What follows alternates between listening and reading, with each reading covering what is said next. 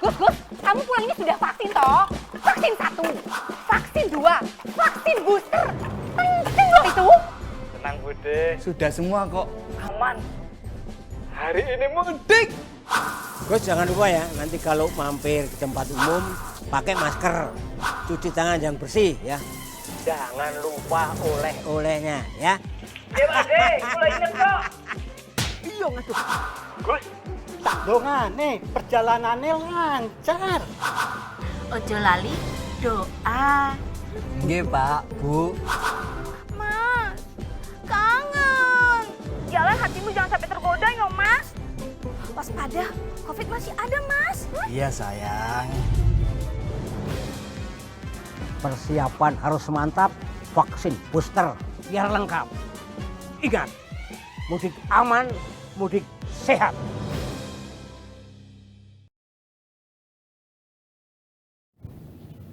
Assalamualaikum warahmatullahi wabarakatuh. Selamat sore.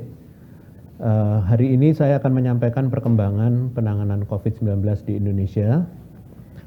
Setelah 2 tahun lamanya tidak bisa bersilaturahmi langsung ke kampung halaman karena penularan COVID-19 yang masih tinggi, akhirnya pada Idul Fitri tahun ini, masyarakat Indonesia bersukacita melakukan mudik ke kampung halamannya dan berkumpul dengan orang tua dan sanak saudara.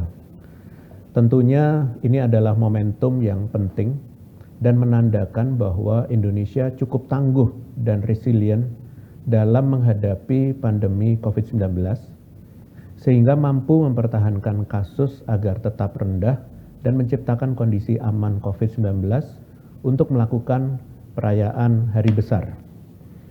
Seiring dengan penurunan kasus COVID-19 di tingkat global, beberapa negara mulai melonggarkan pengaturan perjalanan secara berkala, tidak terkecuali Indonesia. Keputusan ini tentunya diambil dengan mengevaluasi perkembangan COVID-19 di seluruh wilayah di Indonesia, terutama pada daerah-daerah dengan tujuan mudik terbesar, yaitu Jawa Tengah, kemudian Jawa Barat, Jawa Timur, DKI Jakarta, Daerah Istimewa Yogyakarta, Lampung, Sumatera Utara, dan Sumatera Barat.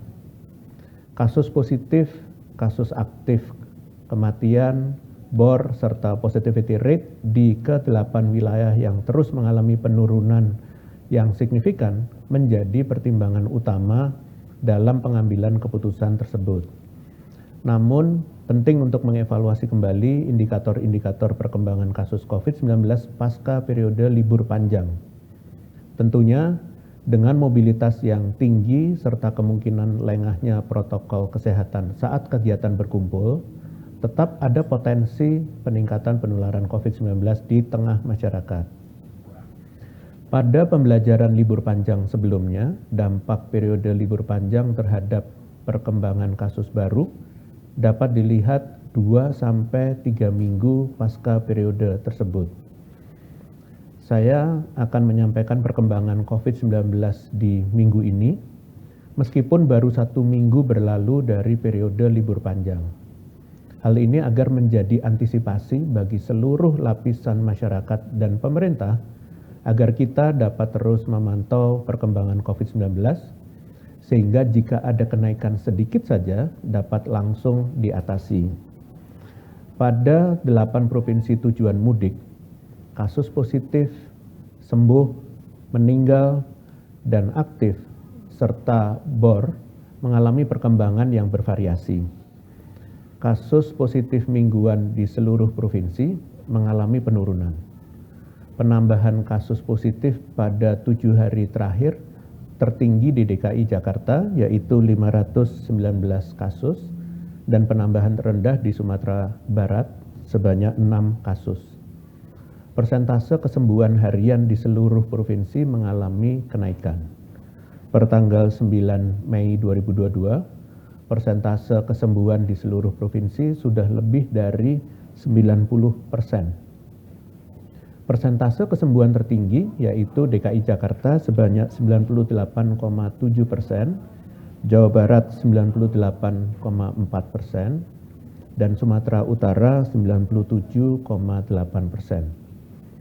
kasus kematian mingguan di seluruh provinsi 3 bulan terakhir mengalami penurunan. Namun Jawa Tengah beberapa minggu terakhir masih mengalami kenaikan namun tidak signifikan. Penambahan kasus kematian pada 7 hari terakhir tertinggi juga di Jawa Tengah, yaitu 63 kasus, dan penambahan terendah di Sumatera Barat, yaitu 0 kasus. Kasus aktif mingguan di seluruh provinsi mengalami penurunan, dan pertanggal 8 Mei 2022, penambahan kasus aktif tertinggi di Jawa Barat, yaitu 1.598, dan penambahan terendah di Sumatera Barat, yaitu 92 kasus. Persentase BOR atau keterisian tempat tidur di ruang isolasi rumah sakit rujukan COVID-19 masih terbilang sangat rendah, yakni sekitar 0,35 sampai 2,71% saja. Dari ke-8 provinsi, persen BOR paling rendah ada di Lampung, yaitu 0,99%, dan paling tinggi di daerah istimewa Yogyakarta 2,71%. Selain itu, kabar baik lainnya adalah positivity rate pada tes PCR terus mengalami penurunan. Jika pada pertengahan Maret lalu angkanya masih lebih dari 30%, di minggu lalu angka tersebut turun drastis menjadi hanya 1,73% saja orang yang positif dari total orang yang diperiksa. Sayangnya jumlah orang yang diperiksa mingguan jumlahnya terus mengalami penurunan. Pada pertengahan Maret lalu, hanya masih mencapai lebih dari 1 juta orang diperiksa per minggu. Namun angka ini terus menurun hingga pada minggu lalu menjadi hanya sekitar 300.000 orang saja. Hal ini perlu kita tingkatkan karena semakin banyak orang yang dites, maka kita akan semakin dapat melihat gambaran penularan COVID-19 yang akurat di tengah masyarakat. Selanjutnya yang penting untuk menjadi kewaspadaan kita bersama adalah tren kenaikan mobilitas ternyata tidak hanya dialami oleh provinsi tujuan mudik, namun terjadi merata pada 33 dari 34 provinsi di seluruh Indonesia. Dan berdasarkan data yang disadur dari Google Mobility, per tanggal 6 Mei 2022, kenaikan mobilitas pada umumnya terjadi pada lokasi retail dan rekreasi, toko bahan makanan, taman, dan pusat transportasi umum. Sementara mobilitas pada tempat kerja dan perkantoran secara keseluruhan mengalami penurunan. Dan apabila dilihat dari masing-masing lokasi survei, kenaikan mobilitas tertinggi adalah sebagai berikut. Pada tempat retail dan rekreasi, Sumatera Barat mengalami peningkatan mobilitas sebesar 110%, di mana Jawa Tengah naik 85% dan Lampung naik 81%. Pada toko bahan makanan, Sumatera Barat mengalami peningkatan mobilitas sebesar 153%, Lampung naik 127%, dan Jawa Tengah naik 118%. Pada taman, termasuk pantai dan ruang terbuka umum, Sumatera Barat mengalami peningkatan mobilitas sebesar 280%, dan Riau naik 225%, dan Lampung naik 219%. Serta pada pusat transportasi umum, Lampung mengalami peningkatan mobilitas sebanyak 237%, Jawa Tengah naik 127%, dan Sumatera Barat naik 71%. Satu-satunya provinsi yang justru mengalami penurunan mobilitas adalah DKI Jakarta. Penurunan ini terjadi pada 4 dari 5 lokasi survei, dan hanya pada area taman mobilitas meningkat sangat kecil, yaitu 8%. Dalam mempertahankan penurunan kasus yang saat ini sudah sangat signifikan, dan demi mencapai aktivitas masyarakat dan kehidupan yang perlahan kembali seperti saat sebelum pandemi, maka tidak bosan saya ingatkan bahwa kuncinya adalah kesadaran dan disiplin diri dari masing-masing individu untuk menjaga diri dari menular dan tertular, serta sadar untuk segera testing apabila bergejala. Berhubungan dengan kenaikan mobilitas yang merata ini, tentunya perlu menjadi kewaspadaan kita bersama Sebab peningkatan mobilitas pada umumnya sering dibarengi dengan peningkatan interaksi masyarakat dan semakin tingginya risiko terbentuknya kerumunan. Oleh sebab itu, menjaga diri dari potensi tertular dan menularkan dapat dilakukan dengan sangat mudah, yaitu tetap memakai masker semaksimal mungkin saat bertemu dengan orang lain atau berada di tempat umum dan keramaian. Kemudian menerapkan PHBS atau perilaku hidup bersih dan sehat juga sudah seharusnya menjadi bagian dari kehidupan sehari-hari. Terlebih pada kehidupan pasca pandemi yang menuntut kita untuk semakin meningkatkan kesadaran akan kesehatan dan kebersihan diri. Hal penting lainnya adalah kesadaran tinggi untuk dites. Meningkatnya mobilitas dalam jumlah yang besar sama dengan meningkatkan jumlah orang yang berisiko. Untuk itu, masyarakat yang memiliki riwayat bepergian jarak jauh, mengunjungi lokasi keramaian, terlebih merasa bergejala, dimohon untuk segera dites. Tak henti saya ingatkan, jangan sampai ternyata kita tertular dan menjadi sumber penularan bagi orang di sekitar kita, terutama kelompok rentan seperti lansia, anak-anak, dan penderita komorbid. Sebagaimana yang tertera pada data COVID-19 terkini, nampak adanya penurunan tren angka kasus, perawatan di rumah sakit termasuk layanan intensif, dan kematian. Bisa dikatakan bahwa saat ini Indonesia sudah tidak lagi berada dalam kondisi kedaruratan dalam respon pandemi COVID-19 dan mulai bertransisi menuju fase endemi. Hal ini tercermin pada mulai menurunnya besar efek COVID-19 terhadap perilaku sosial dan ekonomi masyarakat.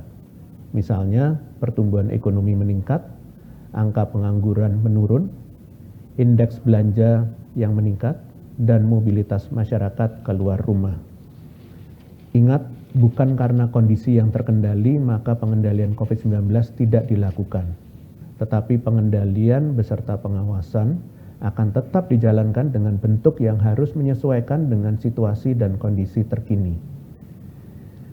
Hal ini juga menjadi landasan kuat pemerintah Indonesia untuk tidak gegabah, agar pertahanan yang dilakukan berbulan-bulan pasca lonjakan kasus terakhir dapat bertahan dalam jangka waktu yang panjang. Untuk itu, PPKM masih tetap diberlakukan sebagai instrumen pengendalian COVID-19 yang secara fakta telah mampu melandaikan kondisi kenaikan kasus dan mempertahankannya hingga saat ini. Selain itu, penggunaan masker masih tetap diwajibkan sebagaimana arahan WHO bahwa masker masih menjadi bagian dari strategi pencegahan COVID-19 yang komprehensif. Kita perlu meyakini bahwa pandemi ini, sebagaimana pandemi pada penyakit, cepat atau lambat akan usai. Walau begitu, masih terdapat kenaikan kasus di beberapa negara lainnya seperti Jepang dan Taiwan, serta adanya kemunculan varian baru seperti BA.4 dan BA.5 di Afrika Selatan, di mana umumnya kemunculan varian baru menjadi pemantik adanya gelombang kasus baru. Ingat bahwa penyakit COVID-19 tidak mengenal batasan wilayah untuk menginfeksi, namun bukan berarti tidak bisa diantisipasi. Dengan berkaca pada kondisi COVID-19 secara nasional dan global, maka strategi pada fase baru COVID-19 yang dapat dilakukan saat ini adalah hidup berdampingan dengan COVID-19, seperti secara bertahap mengurangi pembatasan aktivitas yang secara bersamaan mendorong terbentuknya perilaku yang lebih sehat dan aman. Kemudian melindungi lebih optimal populasi berisiko, misalnya dengan menggencarkan cakupan vaksin sesuai prioritas kelompok rentan dan menyusun strategi testing yang lebih spesifik atau targeted testing. Kemudian mempertahankan resiliensi, contohnya konsistensi melakukan surveillance dan menyusun rencana kontingensi untuk vaksinasi atau testing massal jika keadaan darurat kembali terjadi. Kemudian meningkatkan inovasi berdasarkan pembelajaran selama pandemi COVID-19. pengelolaan ilmu pengetahuan dan teknologi kesehatan harus semakin masif untuk upaya deteksi dan pencegahan maupun pengobatan penyakit menular lainnya. Dengan implementasi upaya yang baik oleh seluruh elemen masyarakat secara global, maka gelombang baru COVID-19 tidak akan muncul kembali. Namun, jika kita tidak mampu menjalankannya, maka perlu adanya kerelaan untuk kembali menjalani pengetatan aktivitas demi keselamatan dan kesehatan bersama. Kerjasama yang kita kuatkan ini juga perlu diterapkan dalam mencegah potensi penularan penyakit menular lainnya yang akhir-akhir ini mulai tercatat mengalami kenaikan angka seperti hepatitis akut dan kemunculan penyakit mulut dan kuku pada hewan. Perlu diketahui bersama bahwa belajar dari pandemi COVID-19 dibutuhkan kerjasama pentahelix yang bersifat multinasional dalam mencegah pandemi yang berpotensi terjadi di masa depan dengan pendekatan aspek yang komprehensif, yaitu kesehatan manusia, dan aspek lain yang bersinggungan seperti kesehatan hewan dan lingkungan. Sebagai penutup, saya akan menyampaikan update kebijakan penanganan COVID-19 beberapa hari yang terakhir ini. Pemerintah resmi menyampaikan kebijakan PPKM leveling akan terus berlanjut sampai dengan kondisi COVID-19 di tingkat internasional dan nasional dapat terkendali dengan baik. Dengan demikian, per 10 Mei, pemerintah kembali memperpanjang PPKM leveling dengan merilis Instruksi Mendagri nomor 24 tahun 2022 tentang PPKM di wilayah Pulau Jawa Bali dan Inmendagri nomor 25 tahun 2022 tentang PPKM di wilayah non-Jawa Bali. PPKM leveling ini akan berlaku sampai tanggal 23 Mei 2022. Kemudian berikut saya umumkan masih terdapat satu wilayah Jawa Bali yang berada di level 3, yaitu Kabupaten Pamekasan. Sedangkan untuk wilayah non-Jawa Bali masih terdapat 22 kabupaten kota yang masih berada di level 3. Saya apresiasi kepada pemerintah daerah yang berhasil menurunkan level PPKM dengan terus menyesuaikannya dengan indikator penyesuaian upaya kesehatan masyarakat dan pembatasan sosial dalam penanggulangan pandemi COVID-19 yang ditetapkan oleh Menteri Kesehatan serta ditambah dengan indikator capaian total vaksinasi daerah. Terakhir, saya ingin mengucapkan terima kasih kepada aparat TNI, Polri, pemerintah daerah, kementerian dan lembaga yang telah bersama-sama berjuang dalam rangka mensukseskan agenda mudik lebaran di tahun 2022, serta kepada masyarakat Indonesia yang senantiasa di masa mudik lebaran tahun ini tetap mematuhi aturan, khususnya aturan pelaku perjalanan yang telah ditetapkan oleh pemerintah pusat dan daerah. Perlu kita sadari bahwa kedisiplinan dan kolaborasi seluruh pihak merupakan hal yang paling utama dan menjadi kunci dalam penanganan pandemi COVID-19. Sekian konferensi pers hari ini, saya lanjutkan dengan sesi tanya jawab media. Terima kasih. Baik, terima kasih Prof. Pertanyaan pertama dari Hendro Berita1.com dan Fitri Liputan6.com. Bagaimana evaluasi perilaku masyarakat saat libur lebaran dan bagaimana disiplin prokesnya? Lalu seperti apa pergerakan masyarakat berdasarkan pantauan sistem digital? Terima kasih Prof.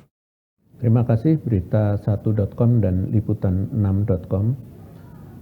Bila dilihat dari data pemantauan protokol kesehatan di masa menjelang cuti bersama hingga Idul Fitri tanggal 24 sampai dengan 30 April dan tanggal 1 sampai dengan 7 Mei 2022, terjadi kenaikan jumlah orang dipantau dan ditegur di tempat wisata sebesar lebih dari 2 kali lipat dari sebelumnya. Angka kepatuhan selama pelaksanaan cuti bersama dari 27 provinsi terpantau, diketahui masih terdapat 49,5% masyarakat tidak patuh memakai masker pada area restoran atau kedai, sedangkan pada area pemukiman sebanyak 22,1% masyarakat yang tidak patuh. Mobilitas masyarakat keluar rumah pada saat libur lebaran tahun 2022 terjadi sebesar 48,1%, sedangkan mobilitas pada Lebaran di tahun sebelumnya yaitu sebesar 3,64%. Hal ini terjadinya peningkatan mobilitas yang cukup tinggi sebesar 44,46%. Terjadinya mobilitas yang tinggi pada saat Lebaran tahun ini memberikan dampak positif terhadap perekonomian dengan meningkatnya indeks belanja mandiri sebesar 31%. Namun perlu kita sadari, meningkatnya mobilitas juga dapat berdampak pada peningkatan kasus. Sehingga saya menghimbau kepada masyarakat untuk terus menerapkan protokol kesehatan seperti memakai masker, menjaga jarak yang relatif aman, dan mencuci tangan masih sangat diperlukan pasca Lebaran ini untuk meminimalisir efek pingpong penularan COVID-19. Terima kasih. Baik, Prof. Pertanyaan terakhir dari Fitri Liputan6.com. Pemerintah menganjurkan work from home selama beberapa pekan ke depan demi mengurangi resiko penularan COVID-19 pasca arus balik Lebaran. Apakah selama WFH ini masyarakat khususnya yang pulang mudik juga harus tes antigen, mengingat untuk aparatur sipil negara atau ASN yang mudik wajib tes antigen atau PCR belum masuk kerja, atau tes antigen atau PCR hanya ditujukan kepada masyarakat yang bergejala saja. Terima kasih. Terima kasih Liputan6.com. Sebagaimana yang kita ketahui bersama bahwa anjuran work from home mengikuti Surat Edaran nomor 440/2420/SJ tentang penyesuaian sistem kerja aparatur sipil negara Kementerian Dalam Negeri selama masa arus balik Idul Fitri 1443 Hijriah. Kemudian kewajiban tes atau tidak masih menyesuaikan kebijakan yang ada di Surat Edaran Satgas nomor 16 tahun 2022 dan adendumnya tentang pelaku perjalanan dalam negeri. Khusus bagi ASN sesuai himbauan Menpan RB, maka bagi yang selesai melakukan mudik untuk melakukan tes sebelum masuk kerja ke wilayah kerjanya. Walaupun masyarakat umum tidak diwajibkan melakukan tes setelah mudik, namun khususnya bagi orang yang merasakan gejala mirip COVID-19, walaupun sudah di booster, sebagai bentuk kehati-hatian untuk melakukan tes secara mandiri. Baik, terima kasih. Dengan demikian konferensi pers berakhir. Terima kasih atas perhatiannya. Selamat sore. Wassalamualaikum warahmatullahi wabarakatuh.